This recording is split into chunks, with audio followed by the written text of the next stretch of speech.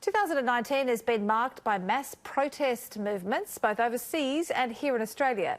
The Extinction Rebellion climate change campaign, in particular, has grabbed headlines for disruptive demonstrations. Brendan Smith takes a look back at the frustration and the fallout. This is the Year in Review News.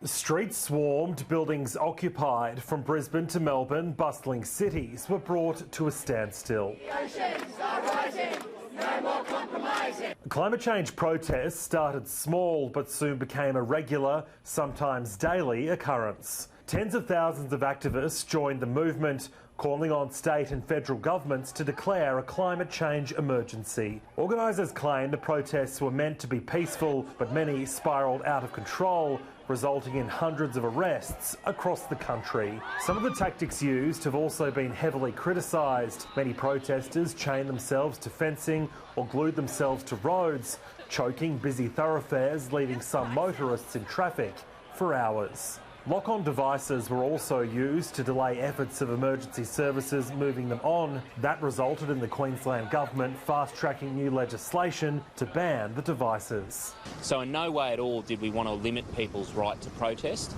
but we did want to also ensure that when people went about protest, they did so lawfully, respectfully and safely.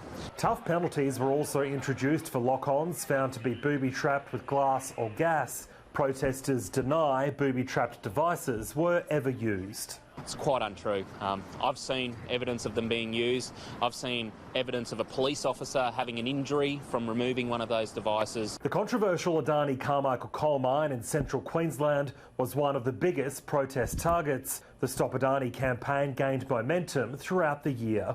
But the $2 billion mine project was eventually approved after years of delay. Queensland Premier Anastasia Palaszczuk shifting her focus to jobs after Labor's shock defeat in the May federal election.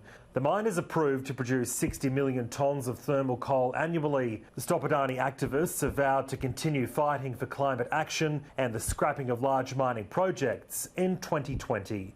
Brendan Smith, Sky News.